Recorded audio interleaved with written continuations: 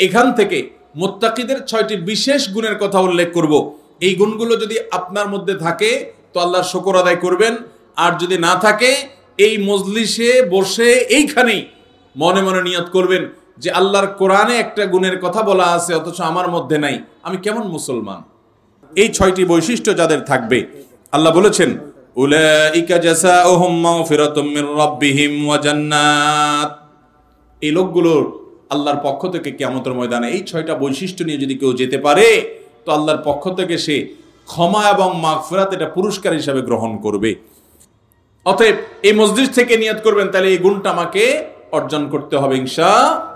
আল্লাহ তাআলা আমাদের সবাইকে এই গুণগুলো অর্জন করে যাওয়ার তৌফিক দান করুন।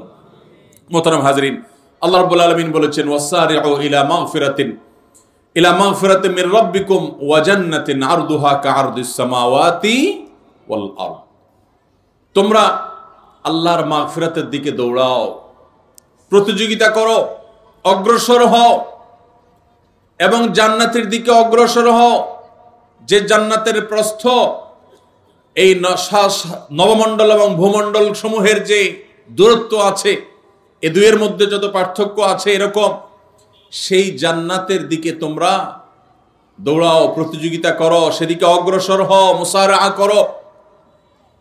আল্লাহর মাগফিরাত এবং জান্নাতের দিকে তোমরা অগ্রসর হও, সেদিকে অগ্রসর হও, সেদিকে আগাও। যেই জান্নাত আল্লাহ তৈরি করেছেন উইদ্দাত লিল মুত্তাকিন, মুত্তাকিদের জন্য। জান্নাত কাদের জন্য তৈরি হয়েছে ভাই? মুত্তাকিদের জন্য। নামে মাত্র মুসলমান, তাকওয়া তাহারাতের নামগন্ধ নাই, জান্নাত তাদের জন্য তৈরি হয় নাই ভাই। জান্নাত তৈরি হয়েছে আল্লাহর সেসব বান্দাদের জন্য যারা শুধু নামে মুসলমান না, যারা মুসলমানের মধ্যে আফার ক্লাসের মুসলমান, যারা মুত্তাকি। আল্লাহ তাআলা আমাদের সবাইকে মুত্তাকি হওয়ার তৌফিক দান করুন। ভাইরা আমার, মুত্তাকি হওয়ার চেষ্টা করব তো ইনশাআল্লাহ। আসুন মুত্তাকিদের বৈশিষ্ট্য জেনে নেই। কি তাদের বৈশিষ্ট্য? 1 নম্বরের বৈশিষ্ট্য আল্লাহ তাআলা বলছেন আল্লাযীনা ইউনফিকুনা ফিস সাররাই ওয়াদ দাররা।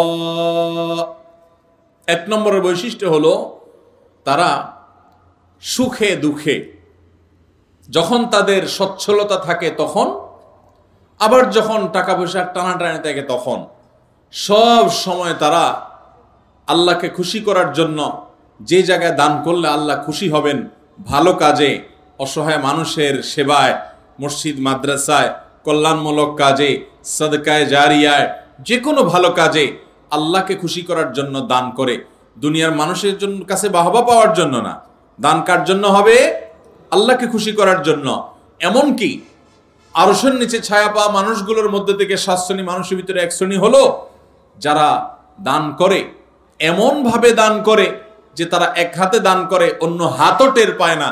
আর আমাদের তো আজকাল আল্লাহ তাআলা কোনো ভালো কাজ করার তৌফিক দিলে, একটু দানের তৌফিক দিলে, আমরা নাম বলতে বলতে, প্রকাশ করতে করতে, নাম ফুটাইতে ফুটাইতে, জাহির করতে করতে ওইটার সওয়াবের আর কিছুই বাকি থাকে না, বরং সেটা শিরকে আসগরের গুনাহে লিপ্ত হয়ে যেতে হয় রিয়া করার কারণে। মোহতারাম হাজরিন, এই জন্য মুত্তাকিদের 1 নম্বরের বৈশিষ্ট্য হলো সচ্ছলতায় অনেকে দান করে, কিন্তু আল্লাহর এই মুত্তাকি বান্দারা শুধু সচ্ছল থাকলেই দান করবে না, দিনকাল যখন একটু খারাপ যায়, কেনা বেচা দোকানে একটু কম হয়, তখনও সে অকাতরে দেয়, দিতে থাকে, কোনো কার্পণ্য করে না। তাহলে এই বৈশিষ্ট্যটা আমাদের যার মধ্যে যতটুকু ঘাটতি আছে, এই মাহফিল থেকে, মজলিস থেকে আসুন মনে মনে নিয়ত করে নেই যে ইনশাআল্লাহ এখন থেকে আল্লাহ তাআলা আমাকে যতটুকু তৌফিক দিবেন ওখান থেকে আমি কিছু আল্লাহর রাস্তায় দান করব, আল্লাহকে খুশি করবার জন্য দিব। এবং যখন আমদানি ইনকাম অনেক ভালো তখনও দিব, যখন ইনকাম নাই, একেবারে টানাটানি আছে, ওখান থেকে একটু বাঁচিয়ে হলেও দিব। কারণ আল্লাহ তাআলা আমার দানের পরিমাণ দেখবেন না, আল্লাহ দেখবেন আমার সামর্থ্যের তুলনায় আমি কতটুকু করলাম। ঠিক না বে ঠিক? ভাইরা আমার, সাহাবা একরাম যা দান করেছেন রাদিয়াল্লাহু তাআলা আনহুম আজমাইন, তারা যা দান করেছেন, আজকের যুগে এমন বহু লোক বাংলাদেশে আছে, পৃথিবীতে অনেক দানবীর আছে যারা এত কোটি কোটি টাকা, মিলিয়ন মিলিয়ন বিলিয়ন বিলিয়ন টাকা আল্লাহর রাস্তায় দান করে, দিনের কাজে দিয়ে দেয়, মানুষের সেবায় দান করে, হয়তো ইখলাসের সাথেও দান করে। পরিমাণ এত বেশি যে সব সাহাবী মিলেও এত টাকা দান করার সুযোগ পান নাই। কথা বুঝেন নাই? সাহাবীদের যুগে এত সহায় সম্পদ তো ছিল না।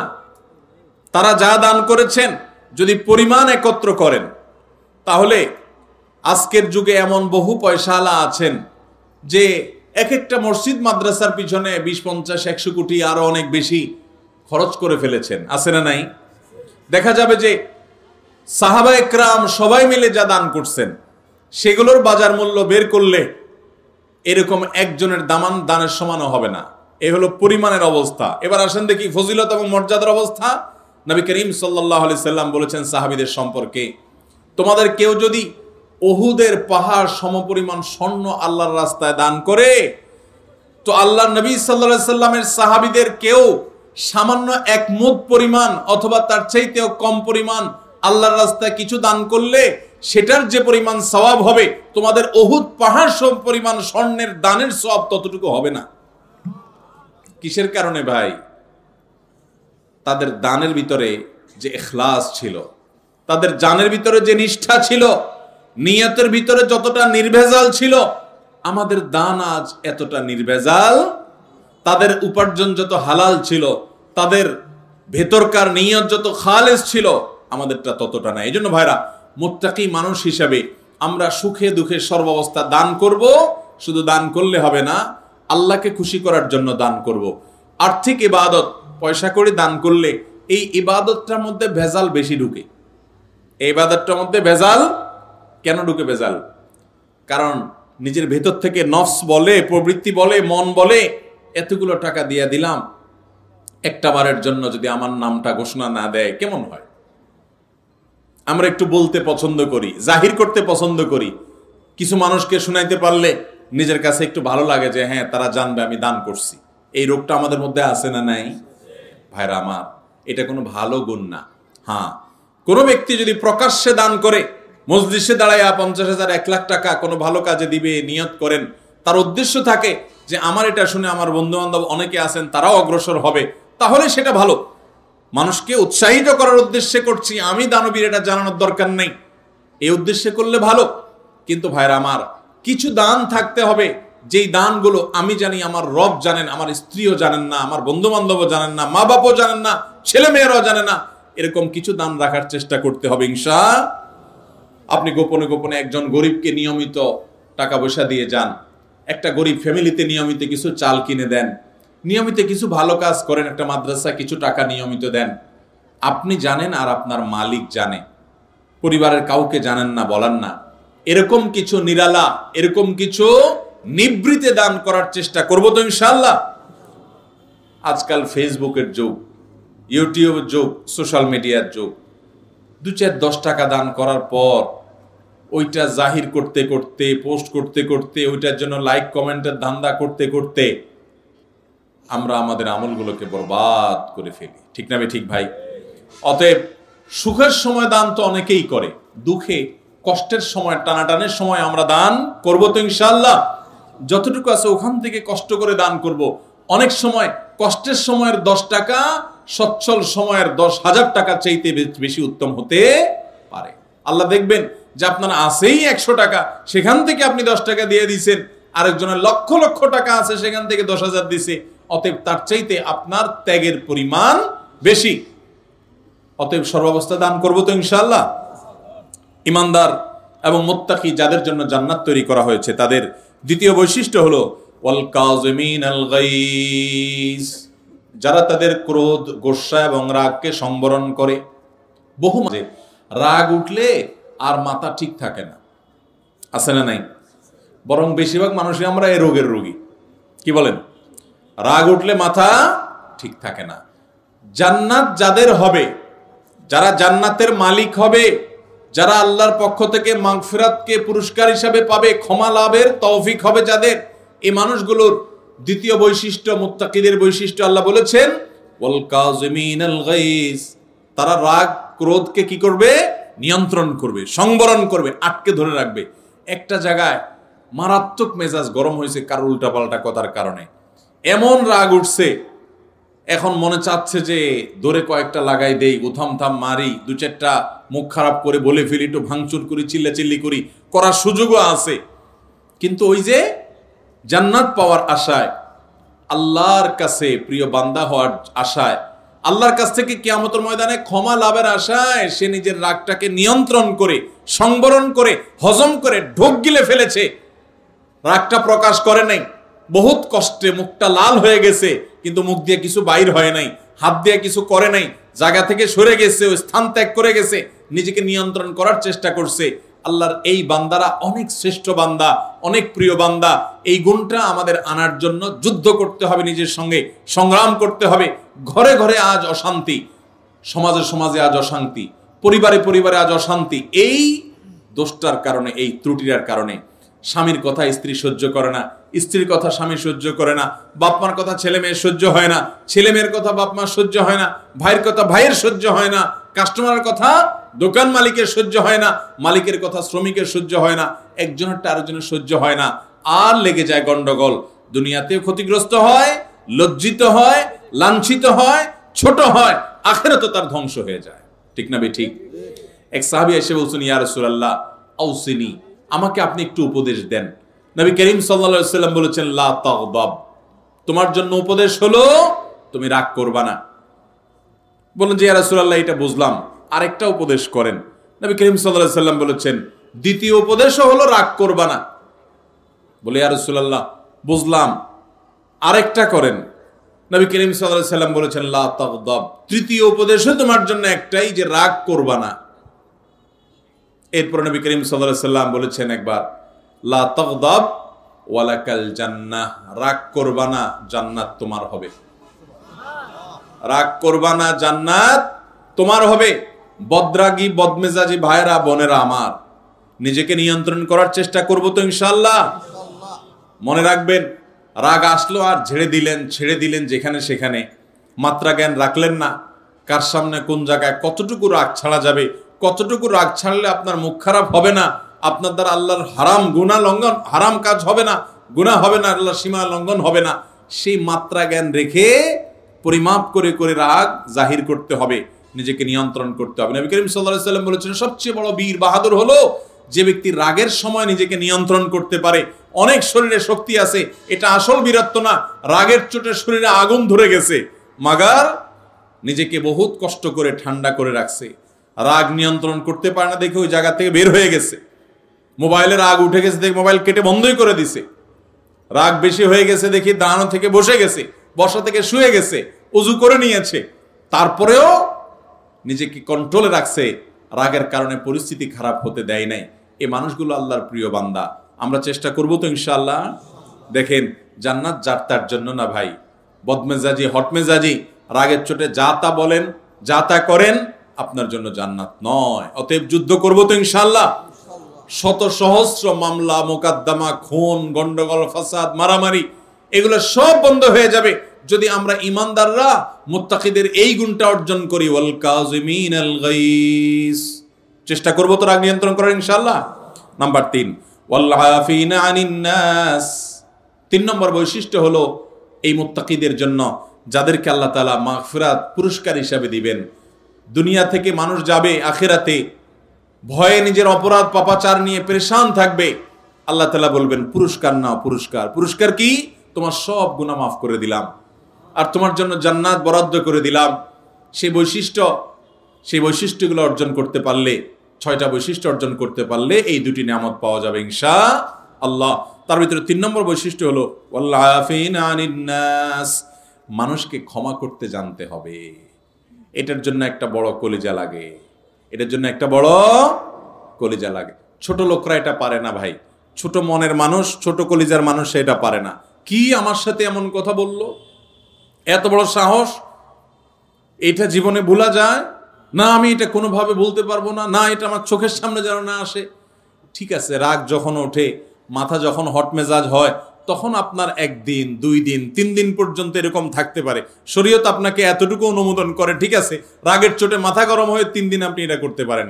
মাগার 3 দিনের জায়গায় 3 মাস হয়ে যাবে, 3 বছর হয়ে যাবে, আপনার রাগ একটু নিয়ন্ত্রণ হবে না, আপনি একটুও ক্ষমা করতে জানবেন না, তাহলে আপনি কোন মুখে আরশে আজিমের মালিকের কাছে কিয়ামতের দিন ক্ষমার আশা করেন? কথা বুঝাতে পারি নাই ভাই? আমরা আমাদের রব কিয়ামতের দিন ক্ষমা করুক চাই কি চাই না? যদি চাই তাহলে রবের গোলামদেরকেও ক্ষমা করা শিখতে হবে ভাইরা আমার। কাউকে যদি আপনি ক্ষমা না করেন, তার উপর অনেক জেদ থাকে, অনেক ক্ষোভ থাকে, অনেক রাগ থাকে আপনার ভিতরে, তাতে কষ্ট আপনার হবে কি হবে না? আরেকজনের প্রতি জেদ ক্ষোভ রাগের কারণে ভিতরে নিজের জ্বালা পোড়া হয় না, কষ্ট হয় না? আর যদি মাফ করে দেন, মাফ করলে যারে মাফ করছেন তার উপকার হোক বা না হোক, আপনার নিজের উপকার হবে, সাথে সাথে আপনার মনটা দেখবেন পাতলা হয়ে গেছে, আপনার মনটা যেখানে হালকা হয়ে গেছে, নির্ভার হয়ে গেছে, মনের ভিতরে মনে হবে একটা পাথর ছিল, পাথরটা জগদ্দল পাথর যেন সরে গেছে। যদি মানুষকে ক্ষমা করতে জানেন, মানুষকে ক্ষমা করবো তো ইনশাআল্লাহ। অনেক মানুষ আছে খুব শক্ত, লোহার মতো শক্ত, ক্ষমা করতে জানে না, একবার রাগ হইলে তো হইল, আছে না নাই? এগুলো কোনো ভালো মানুষের, ভালো মুসলমানের, ভালো ব্যক্তির এবং মুত্তাকির বৈশিষ্ট্য হতে পারে।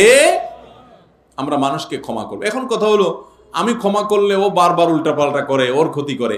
ভাইরা আমার, ও যদি নিজের ক্ষতি করে সে ক্ষতিগ্রস্ত হবে, কিন্তু আমি তো ক্ষমা করে আল্লাহর কাছ থেকে পুরস্কার পাবো। অতএব আমার লাভ না লাভ নাই, আমি তো আমার নিজের লাভ বুঝবো। পাগলেও নিজের লাভ বুঝে, কিন্তু আমরা নিজেরটা অনেক সময় লাভ বুঝি না। নিজের লস করে হলেও আরেকজনের উপকার করার চেষ্টা করি। আরে ভাই, তার সংশোধন যদি না হয়, আমার অধীনস্থ হলে তাকে আমি শাসন করব, জোর করব, জবরদস্তি করব, রাগ করব, নিয়ন্ত্রিত রাগ, যে রাগের ভিতরে কটু কথা থাকবে না, বিশ্রী কথা থাকবে না, গালমন্দ থাকবে না, জুলুম থাকবে না, সেরকম রাগ করব অধীনস্থ হলে। কিন্তু সেটাও নিয়ন্ত্রিত রাগ হতে হবে। আর মনে রাখতে হবে, ক্ষমা করতে জানলে আল্লাহ ক্ষমা করবেন ইনশাআল্লাহ। কোন এক সালাফ, তার অধীনস্থ বারবার একই ভুল করে, বারবার একই ভুল করে, তো এতবার একই ভুল করার কারণে উনি রাগ হয়ে বলছেন, তোমাকে কতবার আর ক্ষমা করবো এই একটা ভুলের কারণে?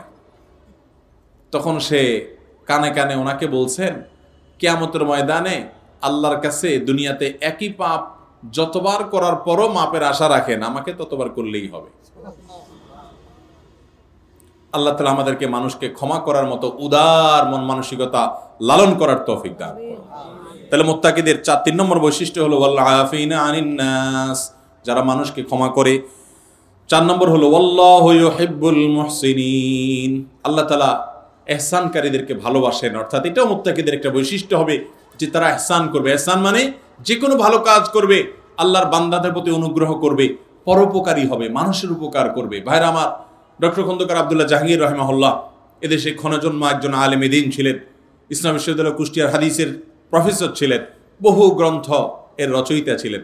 স্যার রাহিমাহুল্লাহ বলেছেন যে আল্লাহ তাআলা আমাকে কোরআন হাদিসের যতটুকু ইলম দিয়েছেন, দেশে বিদেশে বিভিন্ন ইউনিভার্সিটিতে মাদ্রাসায় দীর্ঘকাল পড়াশোনা করে, শিক্ষকতা করে, ইউনিভার্সিটিতে হাদিস পড়ায় যতটুকু আমি কোরআন হাদিস এবং ইসলামের বই পুস্তক পড়ে ইলম অর্জন করেছি, আমি বুঝেছি গোটা ইসলামের জিস্ট 2টা কথা। তার একটা হলো আল্লাহর প্রতি ঈমান আনার পর এবং আল্লাহর মৌলিক মোটা মোটা ফরজ বিধানগুলো মানার পর আল্লাহর জমিনে যে আমলটাতে আল্লাহ সবচেয়ে বেশি খুশি হন, সেটা হলো কোনো মানুষ যখন কোনো মানুষের উপকার করে। আর দ্বিতীয় কথা যেটা শুনলাম, বুঝলাম কোরআন হাদিস থেকে, সেটা হলো যে কুফরির পর, বড় বড় কবিরা গুনাহগুলোর পর আল্লাহ সবচেয়ে বেশি নাখুশ হন, অসন্তুষ্ট হন বান্দা যখন আরেকজনের ক্ষতি করে, ক্ষতি করার চেষ্টা করে, পিছে লাগালাগি করে। ভাইরা, এই রোগটা, মানুষের পিছে লাগার রোগটা আমাদের মধ্যে আছে না নাই? আছে।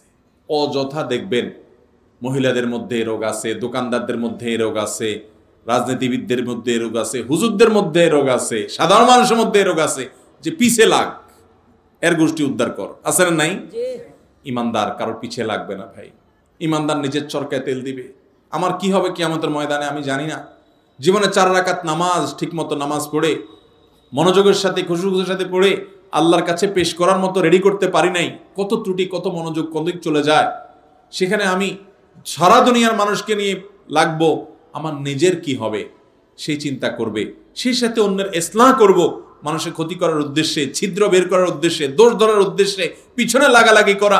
ধর্মের নামে, ইসলামের নামে আমরা অনেক সময় এক গ্রুপ আরেক গ্রুপের বিরুদ্ধে লাগি কি লাগি না ভাইরা?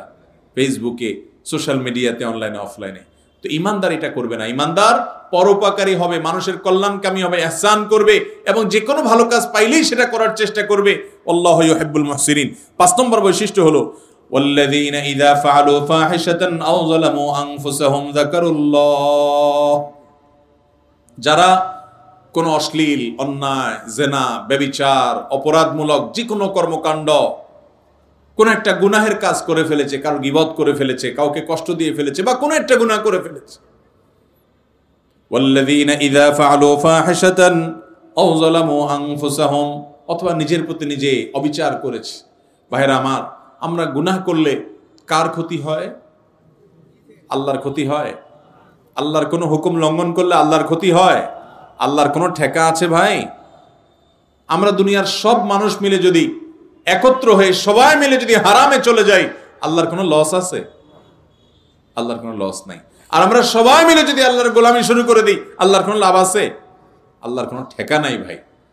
এই জন্য নিজে অপরাধ করে, পাপ করে যে নিজের প্রতি অবিচার করি, আও যালামু আনফুসাহুম, নিজের প্রতি যদি নিজে অবিচার করেন, অশ্লীল কাজে লিপ্ত হন, এরকম কোনো কাজ করার পর যাকারুল্লাহ, আল্লাহর কথা স্মরণ হয়, রে আমার সৃষ্টিকর্তা আল্লাহ তো দেখছেন, তার কাছে তো জবাবদিহি করতে হবে, এটা মনে হওয়ার সঙ্গে সঙ্গে ফাস্তাগফারু লিযুনুবিহিম, সাথে সাথে ওই অপরাধের জন্য আল্লাহর কাছে মাপ চায়।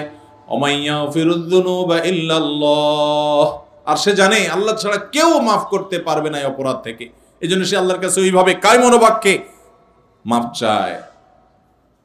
এই বৈশিষ্ট্যটা থাকবে যাদের, মুত্তাকিদের, যে কোনো গুনাহ হলে মানুষ হিসাবে গুনাহ হয়ে যেতে পারে, যখনই গুনাহ হয়ে যাবে সাথে সাথে বিলম্ব না করে দ্রুততার সাথে আল্লাহর কাছে মাপ চাইবে। আল্লাহর কথা স্মরণ হবে, আরে আমি তো এটা করতে পারি না, ইমানদার হিসাবে, জান্নাত প্রত্যাশী মানুষ হিসাবে সে আল্লাহর কাছে মাপ চাবে। 6 নম্বর বৈশিষ্ট্য হলো ওয়ালাম ইউসিরু আলা মা ফাআলু ওয়া হুম ইয়ালামুন, এবং একটা পাপ একবার হয়ে গেলে নিজেকে নিজে সে ভৎসনা করে, রাগ করে, নিয়ন্ত্রণ করে, আর সে সেই অপরাধের ধারে কাছেও যায় না। একবার হয়ে গেছে, আল্লাহর কাছে মাপ চাইছে, আর যেন না হয় সেজন্য সে আপ্রাণ চেষ্টা করে। এটা হলো 6 নম্বরের বৈশিষ্ট্য। এই বৈশিষ্ট্যগুলো আবারও আমি এক নজরে বলে দিচ্ছি। নাম্বার 1, যারা দান করে সুখে দুঃখে সর্বাবস্থায়। নাম্বার 2, যারা নিজের রাগ গুসাকে নিয়ন্ত্রণ করে, কন্ট্রোল করে। নাম্বার 3, যারা মানুষকে ক্ষমা করে। নাম্বার 4, যারা মানুষের প্রতি ইহসান করে এবং যে কোনো ভালো কাজ সে করার চেষ্টা করে। নাম্বার 5, কোনো অশ্লীল কাজ করলে, কোনো গুনাহের কাজ করলে, নিজের প্রতি নিজে জুলুম অবিচার করে ফেললে সাথে সাথে আল্লাহর কথা স্মরণ হওয়ার সাথে সাথে সে ক্ষমা চায়, মাপ চায়, ফিরে আসে। আর নাম্বার 6, সেই পাপ কাজ আর কখনো করে না। এই 6টি বৈশিষ্ট্য যাদের থাকবে, আল্লাহ বলেছেন উলাইকা জাযাউহুম মাগফিরাতুম মির রাব্বিহিম ওয়া জান্নাত, এই লোকগুলোর আল্লাহর পক্ষ থেকে কিয়ামতের ময়দানে এই 6টা বৈশিষ্ট্য নিয়ে যদি কেউ যেতে পারে, তো আল্লাহর পক্ষ থেকে সে ক্ষমা এবং মাগফিরাত এটা পুরস্কার হিসাবে গ্রহণ করবে এবং জান্নাত লাভ করবে। তাজরি মিন তাহতিহাল আনহার, যার তলদেশ দিয়ে নহর প্রবাহিত হবে, সেই চিরসুখের ঠিকানা জান্নাত পাবে। খালিদিনা ফিহা, সেখানে সে চিরকাল থাকবে।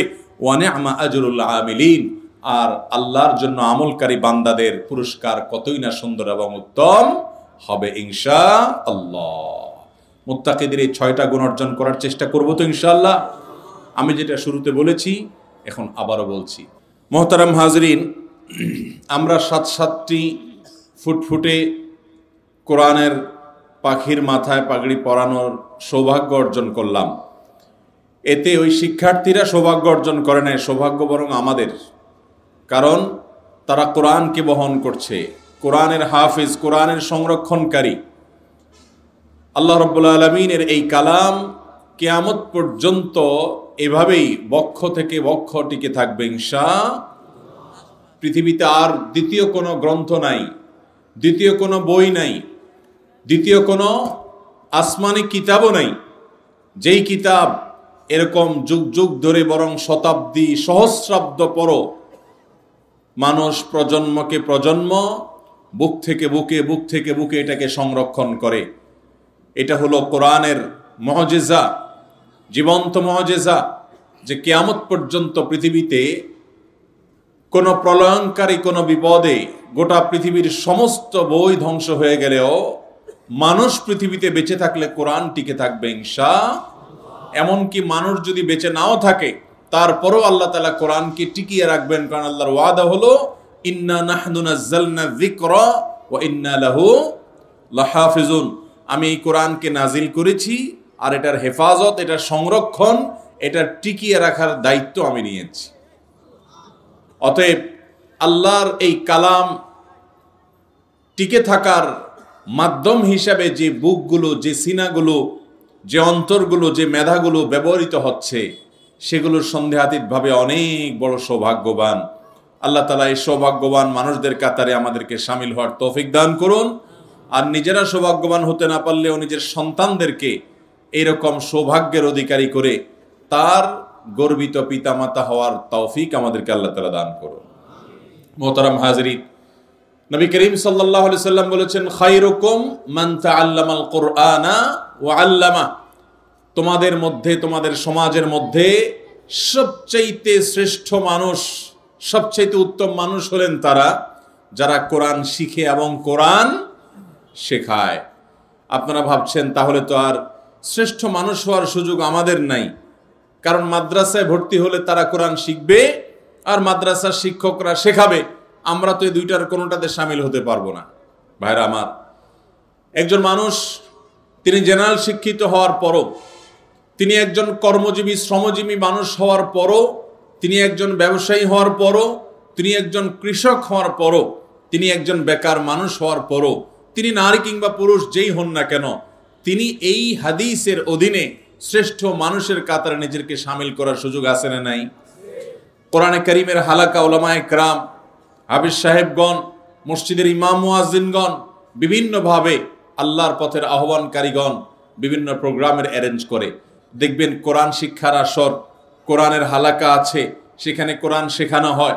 আপনার কোরআনটা শুদ্ধ কিনা একটু সে হালাকায় সংযুক্ত হয়ে রিপেয়ার করবেন, একটু চেক করবেন যে আমার কোরআনটা কতটা শুদ্ধ, কতটা অশুদ্ধ। তাহলে আপনিও কোরআনের শিক্ষার্থী, কোরআনের ছাত্র, কোরআনের অনুসরণকারী, কোরআনের অন্বেষণকারী হওয়ার তৌফিক লাভ করতে পারেন ইনশাআল্লাহ। ঠিক একইভাবে আল্লাহ আপনাকে কোরআনটা শুদ্ধ করে পড়ার তৌফিক দিয়েছে, আপনি আরেকজনকে শিখায় দেন, আরেকজনকে শিখানো শুরু করেন আল্লাহকে খুশি করবার জন্য। আপনি কোরআনের শিক্ষক হওয়ার গৌরব অর্জন করবেন ইনশাআল্লাহ। কোরআনের ছাত্র আর শিক্ষক হওয়ার জন্য শুধু মাদ্রাসায় ভর্তি হতে হবে আর যারা শিক্ষিত তাদের কোনো পথ নাই, এমন কোনো কথা কিন্তু কোরআন হাদিসে বলা। কোরআন শেখার জন্য, কোরআন শেখাবার জন্য মাদ্রাসায় চাকরি নিতে হবে আর মাদ্রাসায় ভর্তি হতে হবে এমন কোনো কথা নাই। মসজিদে কোরআন শিক্ষার কোনো প্রোগ্রাম হয়, আপনি সেখানে ঢুকে যান, নাম লেখায় ফেলেন এবং নিয়মিত প্রতিদিন একটু করে সময় বের করেন। আজকাল অনলাইনে কোরআন শেখার অনেক সুযোগ আছে না নাই? অতএব সেই সমস্ত সুযোগগুলো গ্রহণ করে আপনি কোরআন শেখা শুরু করে দেন, সহি করা শুরু করে দেন, শুদ্ধ করা শুরু করে দেন। কোরআনকে আপনি আরো উন্নত করার চেষ্টা করেন। কোরআন যদি শুদ্ধ করে পড়া শেষ হয়ে যায়, এরপরে দ্বিতীয় ধাপ ধরেন, কোরআন বুঝার শুরু করেন। কোরআনের আরবি যেটা, এটাকে কাস্টমাইজ করে, এটাকে খুব সংক্ষিপ্ত আকারে অ্যারাবিক ল্যাঙ্গুয়েজের মধ্যে আবার কোরআনিক অ্যারাবিক নাম দিয়ে শুধু কোরআন বোঝার জন্য যেটুকু আরবি না হলে নয়, এটুকুকে আলাদা করে শাস্ত্র আকারে অনেক ভাইরা শিক্ষা দিচ্ছেন অনলাইনে অফলাইনে। আপনি সেখানে ভর্তি হয়ে যান, ওলামা একরামের তত্ত্বাবধানে থেকে কোরআন বোঝা শুরু করে দেন। তাহলে কোরআন শিখতে শিখতে মরণ পর্যন্ত কোরআনের শিক্ষার্থী এবং শিক্ষক হওয়ার সুযোগ আছে না নাই? ভাইরা আমার, আমরা মনে করি অনেকে কোরআন রিডিং পড়া শিখছি ছোটবেলায়, আমার বোধ দায়িত্ব শেষ। না ভাই, আপনি ছোটবেলা যদি কোরআন না শিখে থাকেন, দুর্ভাগ্যবশত যদি আপনার সেই নসিব না হয়, তাহলে আপনি এখনই কোরআন শেখার জন্য অনলাইনে অফলাইনে বিভিন্ন প্রোগ্রামে জয়েন করেন এবং বিভিন্ন অনুষ্ঠানে, বিভিন্ন আসরের সাথে, গ্রুপের সাথে যুক্ত হয়ে আল্লাহর কালামটা শুদ্ধ রূপে তেলাওয়াত করার জন্য চেষ্টা শুরু করে দেন। শুদ্ধ রূপে যদি কোরআন তেলাওয়াত আপনি করেন, অথবা ছোটবেলায় শিখছেন, শুদ্ধ অশুদ্ধ জানেন না, তাহলে এখন ওলামাদের কাছে, হাফেজদের কাছে গিয়ে নিজের কেরাত কতটা শুদ্ধ অশুদ্ধ সেটা চেক করে নেন। আল্লাহ তাআলা পরিপূর্ণ শুদ্ধ করার তৌফিক দিয়েছেন, আপনার কাজ শেষ না। এখন কোরআন একদিক থেকে তেলাওয়াত করবেন, আরেক দিক থেকে বোঝার চেষ্টা করবেন ইনশাআল্লাহ। আল্লাহ তাআলা কোরআনে বলেছেন, ইন্না নাহনু নাযালনা যিকরা ওয়া ইন্না লাহু লাহাফিজুন। আল্লাহ তাআলা আরো বলেছেন কোরআনে কারীমে, যে ওয়ালাকাদ ইয়াসসারনাল কুরআনা লিযিকরি ফাহাল মিন মুদ্দাকির, আমি এই কোরআনকে উপদেশ গ্রহণ করবার জন্য সহজ করে দিয়েছি, যে এখান থেকে মানুষ সহজ উপদেশ গ্রহণ করতে পারে, তার জীবনের পাথেয় সংগ্রহ করতে পারে। জীবন চলার পথে হাজারটা পথ আছে, কোন দিকে চললে, কোন পথে চললে, কোন কাজ করলে তার শেষ গন্তব্য জান্নাত হবে, শেষ মাথায় জান্নাত পাবে, সেই ডিরেকশন, সেই দিক নির্দেশনায় কোরআন দেয়। অতএব এখান থেকে উপদেশ গ্রহণকারী কি কেউ আছো? ভাইরা আমার, কোরআনের এই দিক নির্দেশনা, কোরআনের এই ডিরেকশন, এটা নিতে হলে তো কোরআন বোঝার চেষ্টা করতে হবে, কোরআন জানার চেষ্টা করতে হবে। সেজন্য কোরআন জানা এবং বোঝার জন্য চেষ্টা করবো তো ইনশাআল্লাহ। কোরআন জানা এবং বোঝার জন্য শুধুমাত্র ওয়াজ মাহফিলে আসলেন বছরে 2-4-5 দিন, এটা যথেষ্ট নয়। কোরআন বোঝার জন্য ওলামায়ে কেরামের মাথা হাতে একেবারে শুরু থেকে শেষ পর্যন্ত গোটা কোরআন একটি বার হলেও কোরআনের আহকাম রিলেটেড বিষয় আছে, মুহকামাত আয়াত আছে, আরো গুরুত্বপূর্ণ বিষয় আছে, লা ইয়াকিলুহা ইল্লাল আলিমুন, সেগুলো ওলামায়ে কেরাম ছাড়া কেউ হয়তো বুঝবে না বা সাধারণ মানুষের জন্য বোঝা কঠিন হবে। কিন্তু কোরআনের বেশিরভাগ অংশ জুড়ে উপদেশ আছে, উপমা আছে, দৃষ্টান্ত আছে, ইতিহাস আছে, শিক্ষা আছে, হালালের বিবরণ আছে, হারামের বিবরণ আছে, সেগুলো আমরা বোঝার সুযোগ আছে না নাই? অতএব বোঝার চেষ্টা করব তো ইনশাআল্লাহ। আমাদের বেশিরভাগ মুসলমান ভাইয়েরা কোরআন বুঝার ন্যূনতম চেষ্টাও করেন না, সাধারণ চেষ্টাও করেন না। এত বড় মজলিসে আমরা যদি জিজ্ঞাসা করি, কোরআনে কারীম আসমানি গ্রন্থ আল্লাহ নাজিল করেছেন, আপনি এই কোরআন থেকে 5টা হালাল কাজ, যেগুলোকে আল্লাহ তাআলা কোরআনে হালাল ঘোষণা করেছেন, আর 5টা হারাম, যেগুলোকে এই কোরআনে আল্লাহ তাআলা হারাম বলেছেন, বলতে পারবেন এমন লোক আছেন এখানে? নাই। একজন আল্লাহর বান্দা আছেন, ওলামায়ে কেরাম 2-4 জন আছেন যারা, তারা তো জানবেনই। আমি সাধারণ ভাইদের কথা বলছি, আমাদের জেনারেল শিক্ষিত ভাইরা যারা আছেন, ব্যবসায়ী যারা, চাকুরিজীবী যারা, বিভিন্ন শ্রেণী পেশা আছেন, কয়জন মানুষ আছেন যে বলতে পারবেন কোরআন থেকে 5টা হালাল, কোরআন থেকে 5টা হারাম আল্লাহ তাআলা বলেছেন, আপনি সেগুলো বলতে পারবেন? আমরা কিন্তু বলতে পারবো না। তার মানে কোরআন বুঝে পড়ার যে গুরুত্ব, এটা বিন্দু মাত্র আমাদের নাই। আমি যদি বলি যে এই কোরআনের 5টা আয়াত মুখস্থ বলতে পারবেন কে, তাহলে তো সবাই হাত তুলতে পারবেন, ঠিক না ভাই? ঠিক।